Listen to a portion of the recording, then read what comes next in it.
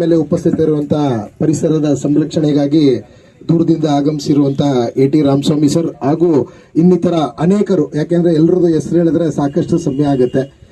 ಅತಿಥಿ ದೇವೋಭವ ಅಂತ ಹೇಳಿ ಅವರು ಮೈಸೂರಿಗೆ ಅತಿಥಿಗಳು, ಅದಕ್ಕೆ ಅವರ ಒಬ್ಬರ ಹೆಸರು ಹೇಳಿ. ಮತ್ತೆ ಹಾಗೆ ಈ ಸಭೆಗೆ ಅವ್ರ ಜೊತೆ ಬಂದಿರುವಂತಹ ಅನೇಕ ರೈತ ಪರ ಹೋರಾಟಗಾರರು ಮತ್ತು ಸಾಕಷ್ಟು ಜನ ತಾಯಂದಿರು ಎಲ್ಲ ಉಪಸ್ಥಿತರಿದ್ದೀರಾ. ನಮ್ಮೆಲ್ಲರಿಗೂ ಗೊತ್ತಿದೆ ಮೈಸೂರು ನಮ್ಮ ಅಸ್ಮಿಯತೆ. ಈ ವಿಚಾರದಲ್ಲಿ ಮೈಸೂರಿಗರಾಗಿ ನಾವು ಯೋಚನೆ ಮಾಡುವಂಥದ್ದು, ನಾಡ ಹಬ್ಬ ಅಂತ ನೀವು ಘೋಷಣೆ ಮಾಡಿದ್ದು ನಿಜಕ್ಕೂ ಸಂತೋಷ. ಹೌದು, ಮೊದಲು ಮೈಸೂರು ಕೇವಲ ನಮ್ಮ ಸ್ಥಳೀಯ ಹಬ್ಬ ಆಗಿತ್ತು, ಅದನ್ನ ಸರ್ಕಾರ ನಾಡ ಹಬ್ಬ ಅಂತ ಯೋಚನೆ ಮಾಡಿದ್ರಿ. ನಾಡ ಹಬ್ಬ ಆದ್ಮೇಲೆ ದಸರಾದಲ್ಲಿ ವೈಶಿಷ್ಟ್ಯತೆಗಳು ಹೆಚ್ಚಾಗಿ ಸ್ಥಳೀಯ ಕಲಾವಿದರುಗಳಿಗೆ ಒಂದ್ ರೀತಿ ಪ್ರೋತ್ಸಾಹ ಆಗ್ಬೇಕಾಗಿತ್ತು. ಅವ್ರಿಗೆ ಅನೇಕ ಸಂಕಷ್ಟಗಳಿಗೆ ದಸರಾ ಬಂದ್ರೆ ಅವರು ಸಂತೋಷ ಪಡುವಂಥದ್ದು. ಆದ್ರೆ ಇವತ್ತು ನೀವು ಪ್ರತಿ ಸರಿ ಯಾರ್ಯಾರು ಪ್ರಾಕ್ಟಿಕಲ್ ಆಗಿ ನೋಡಿದಿರೋ ಅನ್ನೋ ಗೊತ್ತಿಲ್ಲ, ದಸರಾ ಬಂದ್ರೆ ಪೋಲ್ ಟು ಪೋಸ್ಟ್ ಪ್ರತಿಯೊಬ್ಬ ಕಲಾವಿದನು ಅಲಿಯುವಂತ ಪರಿಸ್ಥಿತಿ. ನನ್ಗೊಂದು ಅವಕಾಶ ಮಾಡ್ಕೊಡಿ. ಯಾರು ಹೊರ ರಾಜ್ಯದವರು, ಹೊರ ಜಿಲ್ಲೆಯವರಲ್ಲ, ನಮ್ಮ ಇಲ್ಲಿಯ ಸ್ಥಳೀಯ ಕಲಾವಿದರುಗಳೇನೆ ನಮ್ಗೆ ಅವಕಾಶ ಮಾಡ್ಕೊಡಿ ಅಂತ. ಇದರ ಹಿನ್ನೆಲೆ ಇನ್ನೊಂದು ಇರುತ್ತೆ, ಏನು ಅಂದ್ರೆ ಕಳೆದ ವರ್ಷದ ದಸರಾ 2025 ದಸರಾ ಬಿಲ್ಲು 2026 ಜೂನು ಜುಲೈನಲ್ಲಿ ಅವರ ಬಿಲ್ ಕ್ಲಿಯರ್ ಆಗ್ತಾ ಇರುತ್ತೆ. ನೀವು ಹತ್ರದಲ್ಲಿ ಯಾರು ಕಲಾವಿದರನ್ನ ಮಾತಾಡಿಸಿ, ಅವ್ರು ಹೇಳ್ತಾರೆ ನಮ್ಗೆ ಬಿಲ್ ಕ್ಲಿಯರ್ ಆಗಿಲ್ಲ, 8 ತಿಂಗಳು 9 ತಿಂಗಳಾಗಿದೆ ಅಂತ. ಸ್ವಾಮಿ, ಮೊದಲು ನೀವು ಅವರುಗಳಿಗೆ ನಮ್ಮ ಸ್ಥಳೀಯ ಹಬ್ಬದಲ್ಲಿ ಅವರ ಹೊಟ್ಟೆಪಾಡಿಗೆ ಏನು ನಮ್ಮ ಸ್ಥಳೀಯ ಕಲೆಗಳನ್ನ ಉಳಿಸೋದಿಕ್ಕೆ ಪ್ರಯತ್ನ ಮಾಡ್ತಿದ್ದಾರೆ, ಅವರಿಗೆ ನೀವು ಪಾಲನೆ ಪೋಷಣೆ ಮಾಡಿ ನಾಡ ಹಬ್ಬನ ಖುಷಿಯಾಗಿ ಆಚರಣೆ ಮಾಡಿ. 6-7 ಕೋಟಿನಲ್ಲಿ ಇಲ್ಲಿಯ ಸ್ಥಳೀಯ ಕ್ರೀಡೆ ಆಗದೆ ಇರುವಂತದ್ದು, ಮತ್ತೆ ಇಲ್ಲಿ ವ್ಯವಸ್ಥೆನೇ ಇಲ್ಲ.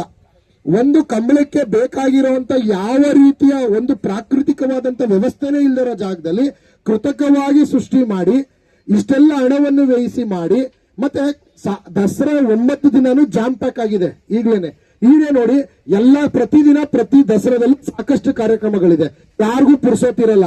ನಮ್ಮ ಕೆಲಸ ಕಾರ್ಯಗಳಿಗೆ ರಜಾ ಹಾಕಿ ದಸರಾನ ನಾವು ಎಂಜಾಯ್ ಮಾಡುವಂತ ಪರಿಸ್ಥಿತಿ. ಅದರಲ್ಲಿ ಇದು ಹೊಸದೊಂದು ಕಂಬಳನ ತಗೊಂಡ್ಬಂದು 6-7 ಕೋಟಿ ವೆಚ್ಚನೂ ಮಾಡಿ ಇಡೀ ರಾಜ್ಯಕ್ಕೆ ಬರ ಇದ್ದಂತ ಸಂದರ್ಭದಲ್ಲಿ ಮೈಸೂರೇನು ಸ್ಪೆಷಲ್, ಮೈಸೂರಿನ ತುಂಬಾ ಚೆನ್ನಾಗಿ ಮಳೆ ಆಗಿದ್ಯಾ? ನಾವು ಈ ವರ್ಷ ಒಂದು 250-300 ಗಿಡ ನೆಡಬೇಕು ಅಂತ ಟೀಮ್ ಮೈಸೂರಿನ ಯೋಚನೆ ಮಾಡಿದ್ವಿ.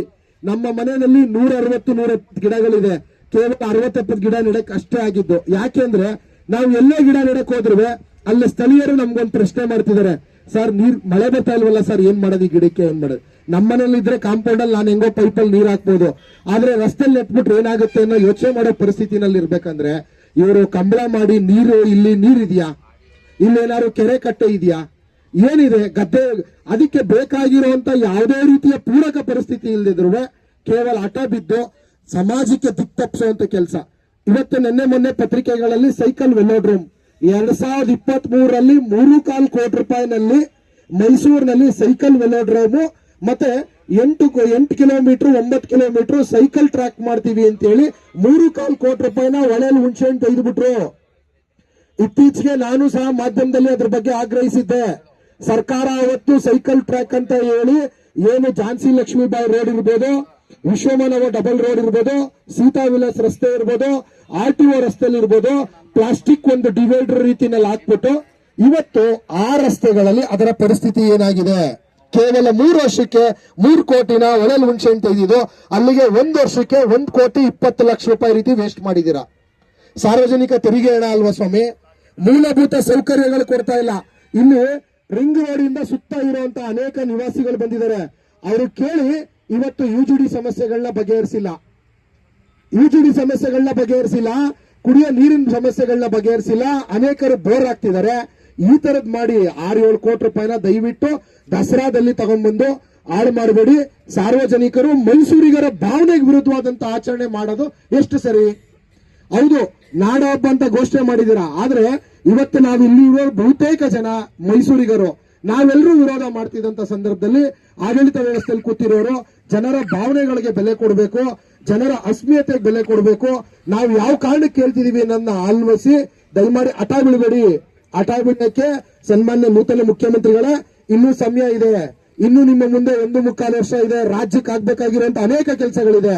ನೂತನ ಜಿಲ್ಲಾ ಉಸ್ತುವಾರಿ ಸಚಿವರೇ, ನಾನು ಹೇಳಿದ್ನಲ್ಲ ಸೈಕಲ್ ವೆಲೋಡ್ರೋಮ್ ಅದನ್ನೇ ಮಾಡಿ ಸ್ವಾಮಿ. 3.25 ಕೋಟಿ ರೂಪಾಯಿ ನೀವೇ ಘೋಷಣೆ ಮಾಡಿದ್ದು 2023ರಲ್ಲಿ, ಅದನ್ನು ಇನ್ನೂ ಮಾಡಿಲ್ಲ. ಈ ರೀತಿ ಮಾಡುವಂತ ಕೆಲಸಗಳು ಸಾಕಷ್ಟು ಇರ್ಬೇಕಂದ್ರೆ ದಯಮಾಡಿ ಈ ರೀತಿ ಹೊಸ ಕಂಬಳನ್ನ ತಂದು ನಮ್ಮ ಭಾವನೆಗಳಿಗೆ ವಿಶೇಷವಾಗಿ ಪ್ರಕೃತಿ ವಿರುದ್ಧವಾಗಿರುವಂತ ಕೆಲಸ ಮಾಡಬೇಡಿ. ಗಿಡನ ಈ ಸರಿ ಕೊಂಬಳದ ನೆಪದಲ್ಲಿ ಗಿಡ ಕಟ್ ಮಾಡ್ಬಿಟ್ಟು ನೆಕ್ಸ್ಟ್ ಇಲ್ಲಿ ಏನಾದ್ರು ಒಂದು ಕಮರ್ಷಿಯಲ್ ಕಾಂಪ್ಲೆಕ್ಸ್ ಇಲ್ಲ ಏನಾದ್ರು ಒಂದು ಮಾಡುವಂತ ಕೆಲಸ ಮಾಡ್ತೀರಾ.